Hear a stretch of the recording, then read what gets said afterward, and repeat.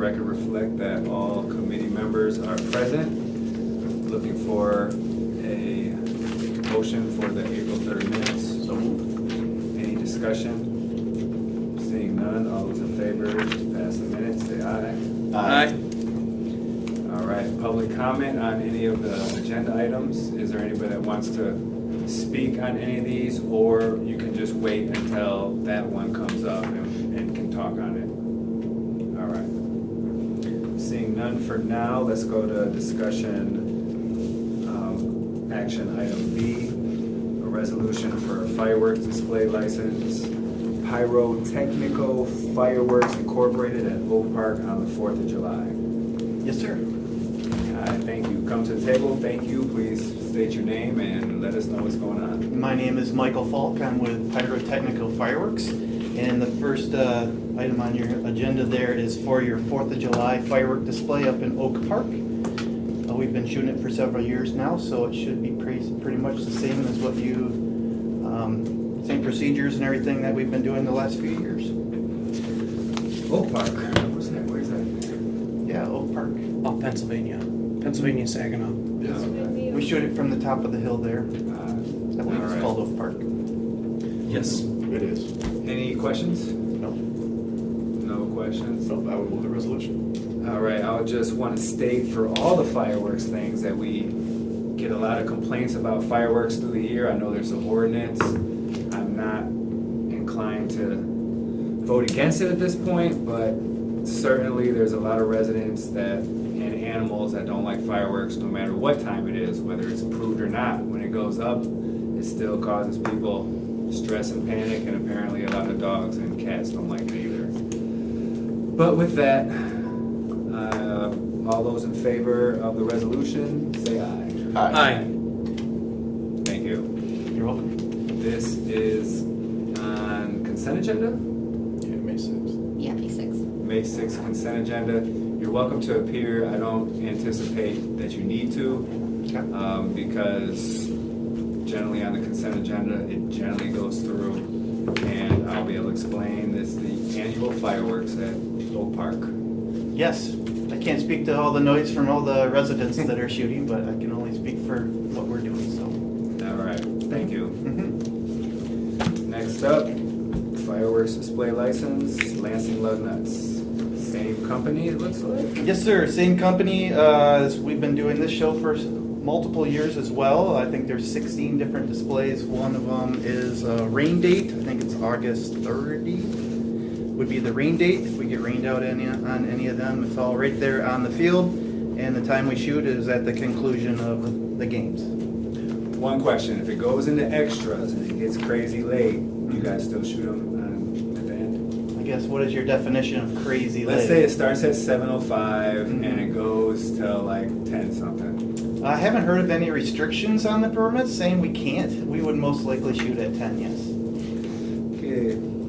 I believe that has been the tradition. I guess I would just suggest maybe you guys talk about, if it gets to a certain point on a weekday, maybe you guys hold it for another time, but.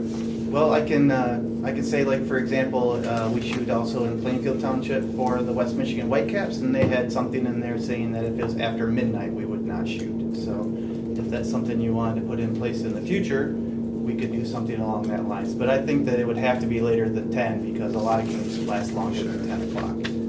Okay, thank you. And it doesn't even really get dark until 10:30 in the middle of the summer. Any comments, questions? So with regard to our, I guess that maybe this is for law, so with regards to the permit that we're approving, there is no restriction time-wise? Not on the time. Okay, so that'd have to be built in. No, but Okay. I will say, it is listed on specific dates, and I believe they are just Fridays and Saturdays for the Lug Nuts games. Right. They don't do it on the weekdays. Right. No, Okay, unless it's 4th of July. there you go. Looking for a motion on the resolution? I would move the resolution. All those in favor, say aye. Aye. Passes 3-0, thank you. Same thing as the previous. Okay, so not necessary to be there on May 6th. I don't think so. Let me know if that changes. I'd be happy to attend. Thank you. Thank you. Item D, resolution for a special permit. And the Michigan Department of Transportation requests to allow work activities on 496 and 127. Is there anybody here for that? I don't anticipate it. As we all know, there was a hearing held on Monday. I believe maybe one person spoke in favor for the most part to shorten the time, and it's back to committee. Seeing no public comment on it and nobody to speak on it, I would seek a resolution. I would move the resolution. All right, all those in favor say aye. Aye. Passes. Item F. Anybody that's here on item F, please come to the table. And this is a claim appeal. No, we're on. Oh, yeah, you're right, never mind. Claim appeal. Oh, no, we're on E. Yeah. We're on E, Oh. sorry. Sorry. Michigan Avenue, Yeah, crossed too many things out here. Special noise permit, Hoffman Brothers for Michigan Avenue. Scott Cook, Public Service Department. Hi, Scott. There was a public hearing. This is the one that had one person speak, Correct. generally in favor for. I don't think we need, unless you have any more information you want to provide. Nope, I mean, nothing's changed. Obviously, they're still requesting it, and I agree. Only one person spoke, and they seem to be in favor of it, so I've got nothing else to add. Committee members?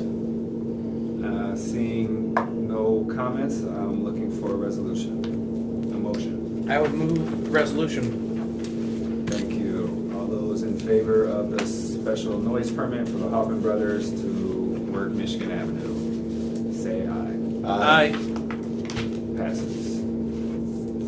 All right, 3-0. Item F, claim appeal for 1110 Bench Street. If there's anybody that's here for that, please come to the table. Is this Miss Ramirez? Yes. Welcome. Hello. All right, so there's been the trash claim, and I guess first, Mr. Allen, if you don't mind sharing what you know about this, the history, and then Ms. Ramirez, if you could share your thoughts, and we'll go from there. Hello, everybody. I will try my best because I don't speak English well.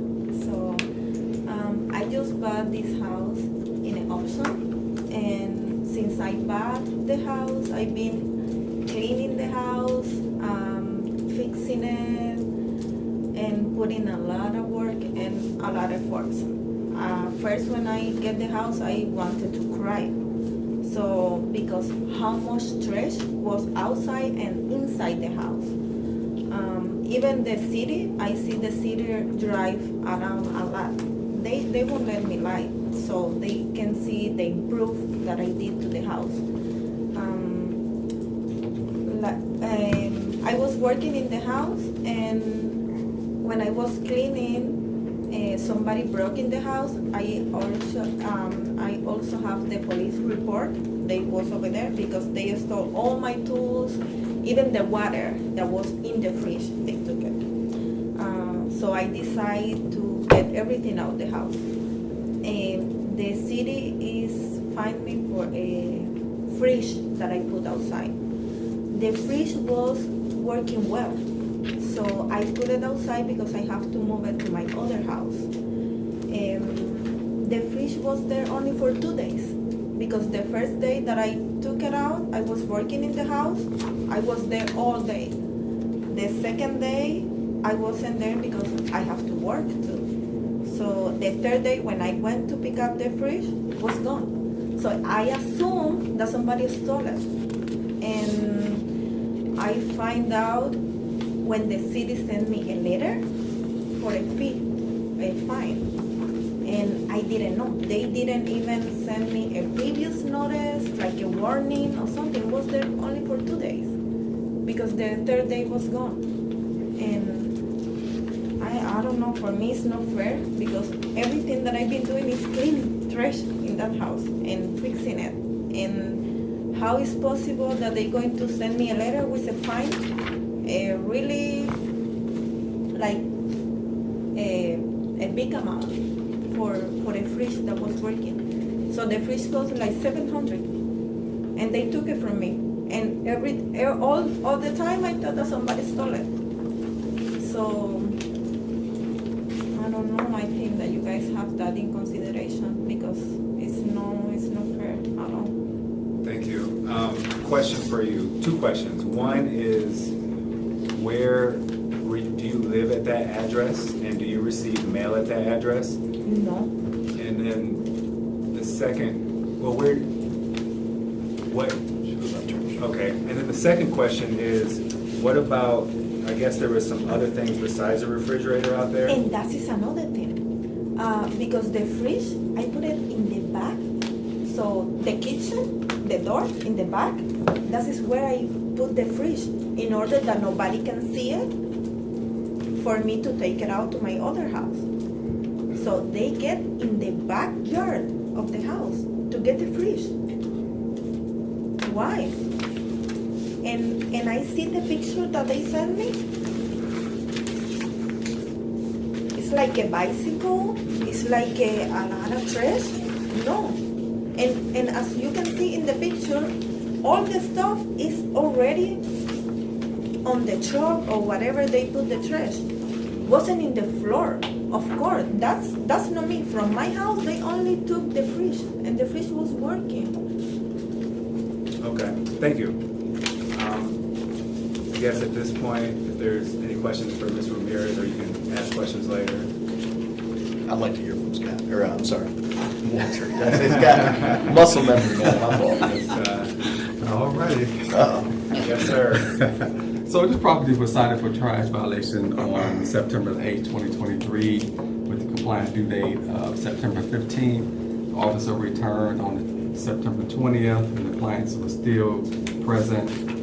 We submitted to our contractor to abate it. The contractor arrived on September the 20th, and the violation was still present, and it was removed. The compliance left outdoors is a violation. No matter where it's on the yard, left in. So we cleaned it. So we asked for recommend a denial of the claim. And a copy was sent to the occupant also address. Couple questions. One is the notice. Where was that notice sent, and I guess when? Okay, so it went out. We sent them basically the same day. We write them or the next morning, go in the mail.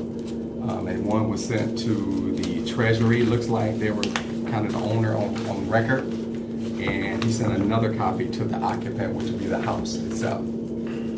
So, based on that, we know that Ms. Ramirez wouldn't get the notice if she doesn't live there and she's not the Treasury. She bought it probably from the Treasury.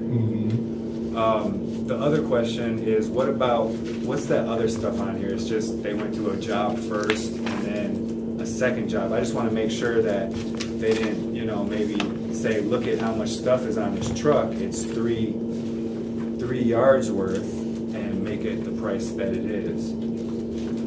Because I think to be clear, I think, is this the least amount, when you talk about appliance removal, the least amount that the contractor will ever bill? Because in their contract, they're going to, exactly, 1 hour, 3 yards, and then the appliance. Okay. And I think she was granted some relief. She was, the admin fee from the Claims Review Committee. I do have a report on that if you'd like to hear it. Yes. Okay, so I did speak with the member of my office who represented OCA in the Claims Review Committee that day. They did evaluate the claim and looked at the pictures. They agreed about, that the items on the truck were likely already there and it was billed the minimum. However, there were missing pictures from the initial visit by the code officer. Okay. We see that the notices were sent appropriately to, the occupant and the other address. But because those photos from the code officer were missing, the committee determined that it would be appropriate to waive the administrative fee portion of the bill. So waive $265, leaving a balance of $375.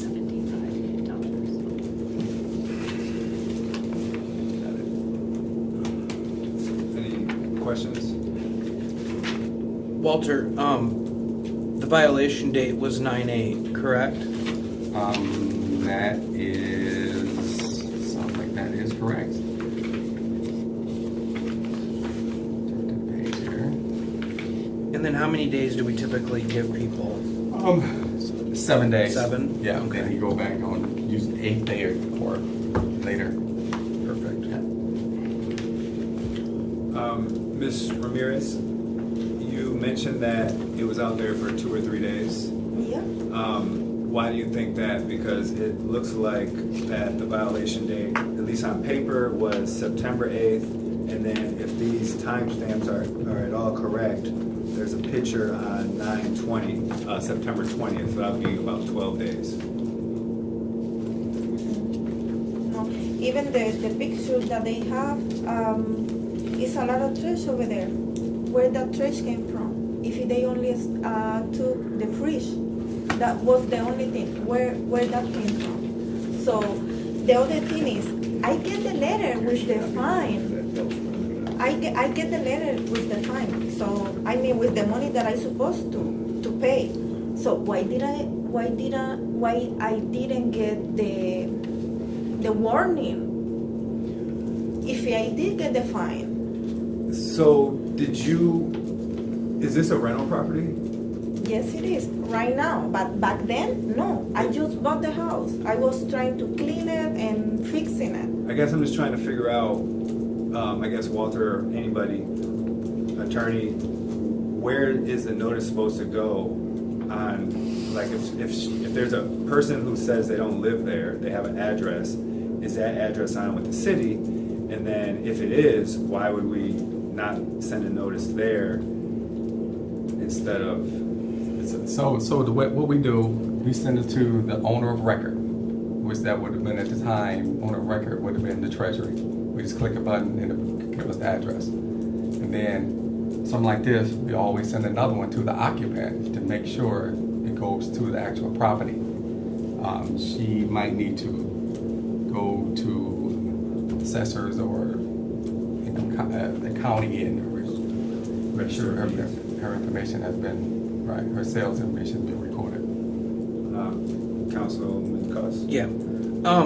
So I'm reading the inspector notes. It looks like it said that this appliance was left at the curb front yard of property. This photo appears that it's in the backyard. So Exactly. did you move the fridge when you got the No. notice? No, like I said, somebody break in the house because it's a horrible neighborhood. And they moved the fridge to the backyard? And like I said, they stole all my tools that I was working on. Even the water that was inside the fridge. Then I decided to get everything out. And I put the fridge in the backyard. In the back, where you see the picture. So when I went to pick it up, I thought that somebody stole it because I didn't get the notice, nothing. Front to the back. Until I get the. Thank you so much. I would move to deny. Okay, we have a motion, and just so everybody's clear, there's been a partial, When she denied that, and correct me if I'm wrong, when she appealed to this committee, she did not accept that decision. So what we're actually looking at is a potential full denial. Is that correct? Historically, that's the way that these appeals have been handled in the past. Yeah. I mean, is that? That's, Okay, that's the So, precedent. so I guess what was the reason for the initial fee to get the reduced? fee adjustment, as I indicated before, was done because there was not a corresponding picture from the code officer on the 9/8 visit, but we did have the appropriate paperwork to indicate that the violation was noted on the 8th and it was sent to the occupant and the owner of record at that time, which was the treasurer. And so the Claims Review Committee determined that waiving the administrative portion of the fee was appropriate, Okay. given that error. I guess before we vote, there's a proper motion in place. Ms. Ramirez, it sounds like your original balance for this was $640, and then the claims committee agreed to reduce it by $265 to make it $375. So you're appealing that. My understanding is that now we're gonna vote on if it should be the whole amount or no amount. And it's a good chance that a majority will vote in council for it to be the whole amount. So do you want to now have the chance, before we vote, to do it for $375, or do you want to keep your appeal and have us vote and then see what happens? I hope that you guys take the right, a fair decision. Because I took my day off today, and like I said, I've been working super, super hard. Just cleaning that house and make it look better. So I trust in whatever you guys decide. So I hope that you guys. Okay. Chairman Jackson, I would just like to add when looking at this information, the reason that I would push for denial in full is because when you read the notes, this was at the front yard on the curb, which it sounds like they were hoping someone would get rid of it. It's very common in that neighborhood to see stuff at the curb. And then somehow it ended up in the backyard. So at some point, someone read this notice and they knew that they needed to move it. So pictures or not, I don't know that we were getting an accurate account of events. The 3 days doesn't seem to hold water. And I wouldn't be surprised if,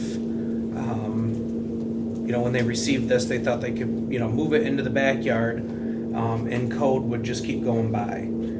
But it was still there. All right. With that, we shall vote. All those in favor of denying her appeal, say aye. Aye. Everybody oppose? Oppose.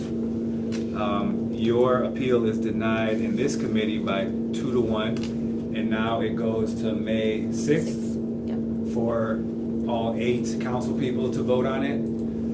You're welcome to come May 6th. It's in the evening. I don't know if you work in the evening, but you'll have a chance to speak if you choose to. The time to be there would be about 7 o'clock, and you'll be able to speak kind of at the beginning of the meeting. Okay, what am I expecting to the next meeting? Because like I said, this is the second time that I'm supposed to be here in person. And like I said, I don't think it's fair for me Yeah. to be losing time at work. I can afford it. I can understand that, but the process is what you're going through. It's a written process. You've already taken every step to appeal what is being decided, and there's one last chance, is basically on May 6th. I don't know what's going to happen, but you're welcome to say a piece for 3 minutes and discuss. Discussion will be had, and we'll vote. There's no requirement for you to be there. Right. Just so we're clear. You don't have to be there for us to It's going discuss to this. be and over vote. here. It's gonna be right out here in the chambers. In this floor. Yep. Yeah, it's At the 7? it's right across, right here, same floor. 7 o'clock is when it starts. And public comment will be a few minutes after that if everything's on time. But again, you're not required to come. The council will vote. I'll be there and I'll say, what you said, what Mr. Allen said, and then they'll see the pictures if they want to and be able to read your letter that you wrote and everything else, and they'll Yeah, and vote. like I said, if I get the fine, I should get the warning why I didn't get it. I understand, and that's a point that you can make again. And if I'm here, it's because I know that it's not fair. Thank you, Ms. Ramirez. Okay, thank you. All right, that brings us to item G, a liquor license transfer, Forever Friendship Incorporated, request for transfer of Class C liquor license and SDM permit from Tannen LLC to Forever Friendship at 727 East Miller Road. Hi, welcome. Can you please introduce yourselves and and tell us what you know and what your request is. Sure. So my name is Michael Cole, the law firm Fahey Schultz Burzek Rhodes. I'm an attorney representing Forever Friendship in this matter. With me to my right is Mr. Yin Lee, who is the sole shareholder and owner of the applicant entity Forever Friendship. And also with us today is Mr. Wen Zhang, who is the manager of the restaurant and goes by Johnny. All right. So what is the request and what's just some of the background? Sure, absolutely. Thanks for asking. So the request is to transfer a Class C liquor license and specially designated merchant permit from Tannin LLC, which used to operate where the old Kentucky Fried Chicken restaurant was on Michigan Avenue. Unfortunately, had to close its doors. Purchase agreement was entered into last fall for the transfer of that liquor license from Tannin to Forever Friendship. Application to transfer both of those licenses and the associated permits was made to the Michigan Liquor Control Commission in November of 2023. Investigation on that transfer occurred with investigator Ryan Armstrong in January. Conditional approval, so conditional license was issued by the Michigan Liquor Control Commission, approving Forever Friendship to operate under a conditional license at the end of February. And then on March 7th, the Michigan Liquor Control Commission issued its permanent approval order. So at least as the commission is concerned, Forever Friendship is approved to take ownership of this license, and we're here asking for the same permission from the city. Thank you. I'll open up to any. And this is for the restaurant Ocean Crab, correct? Yeah, King Ocean Crab, correct. That's what I thought. Okay. You guys do a fantastic job. I just wanted to tell you. Yeah, excellent job. What type of liquors? So the Class C allows the service of both beer, wine, and alcoholic spirits. So it's the array of everything. And then the specially designated merchant license allows King Ocean Crab to sell beer and wine to go for off-premise consumption. All right. Any comments, questions, concerns? No, like I said, reputable business. They've been doing a fantastic job. I know that the council member in the area is a huge supporter of what they're doing. Has had quite a bit of conversation, I think, with these guys. So with that, I move the resolution. All right, we have a motion. All those in favor of the transfer, say aye. Aye. Passes 3-0. Passes 6. Yes. This will be on the council agenda for May 6th. You're welcome to come. Is it consent or not? You don't know. You're welcome to come. Okay. Mostly. Or you're welcome to not come. But either way, it'll be on the agenda for a vote, and if it's passed by a majority, it'll be transferred. Okay. If you don't mind me asking just kind of one sort of administrative question that applies to us. Right now, we have the order from the commission that says you're approved for the transfer of this permanent license. All liquor licenses need to be renewed before the end of April. Right now, that license is still technically, as we sit today, is Tannin's until it gets transferred. So we go to the Liquor Control Commission, we say, hey, here, nothing's changed, everything's the same. Will you transfer it? And then they will. Certainly, we want it to be respectful of this process, so we haven't technically transferred it yet to Forever Friendship. But since it has to be renewed, it's like $1,000 in renewal fees. I'm asking because Tannin can renew it, and these guys just got to cut a check to Tannin, or we can transfer it with the Michigan Liquor Control Commission, and they can take care of it themselves. But I didn't want to jump the gun on it, given this entire process. But I don't know if you guys would frown upon that or would look negatively upon that if we went and transferred it into their name before you guys gave hopefully the final approval at the full board meeting on the 6th. Sure, so I guess I could only represent that we have a vote coming up, and as far as the city side is concerned, only the committees pass it out. There's a good chance it could get voted past, but it hasn't happened yet, so I don't think through the city's side, it's been done, and you're the attorney, so you're gonna have to figure out if you're comfortable doing anything else otherwise. Okay, I appreciate that. Okay, thank you very much. All right. Other, anybody? I'll just note that there is only currently one thing on the May 1st agenda, which is an appointment, right, a reappointment? It's Something. actually, no, it's actually another liquor license transfer, it's just transfer of shares. Well, we're gonna just put that on to the next one, so we don't come for one thing. If And I everybody's did I already got confirm. the cancellation notice. I did too. All right. Yeah, she canceled I it, was but. confused, like, are Sherry We says, just I didn't tell everybody yet. Officially had. Okay, no, that's fine. I just did the same. We're good. Anything else? Seeing none, meeting's adjourned at 4:30. All right.